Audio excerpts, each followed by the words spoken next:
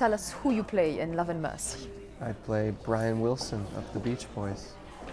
And which aspect of his life is being explored in this film?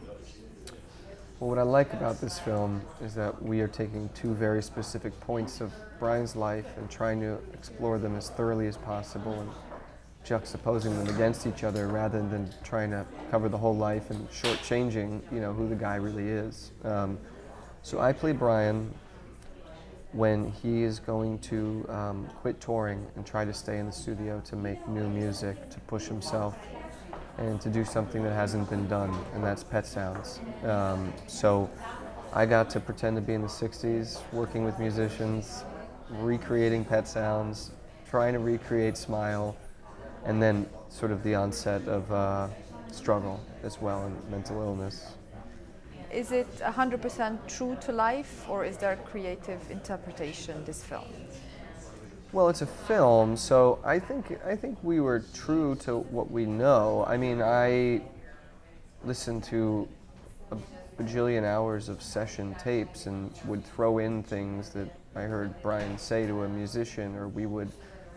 So I would say true, but again, I'm Paul and I'm playing Brian, so it's me trying to capture his spirit. But no, I don't think we did not intentionally falsify anything, for sure.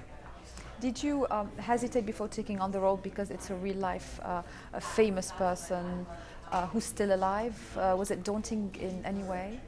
A little bit, but I felt really closely connected to him pretty immediately, and I knew the music was such a gift. But yeah, sure, of course, yeah.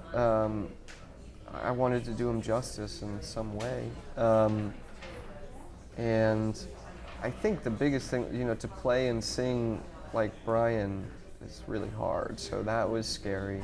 And I had to put on a lot of weight, so that was scary too. I've always been scrawny, so there was all sorts of scary things, but they were all good things. And the biggest challenge was to sing for you? No, that was the best part of it, but it was a great challenge, yeah.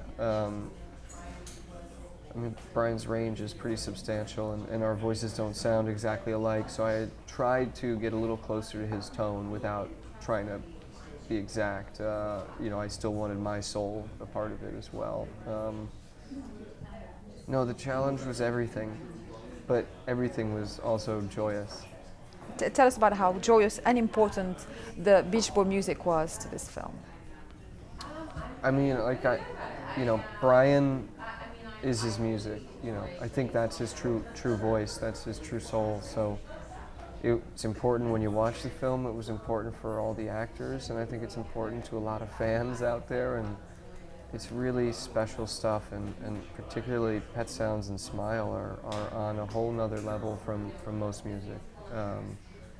And I'm really so happy that I got to spend that time with that music. Which is your favorite Beach Boys song before and after filming it?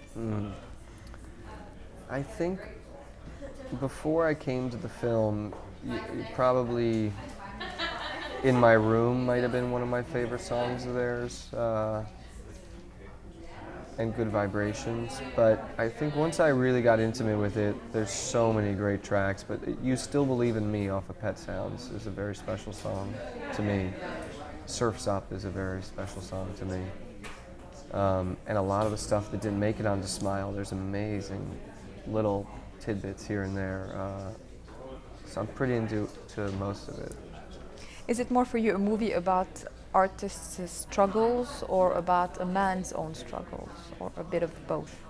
I think a bit of both. I mean, I think it's... I don't know. Ultimately, I think it's somehow about love and mercy, really. I know that's the title of the film, but I don't think until you get to the end does that make sense. But I think, I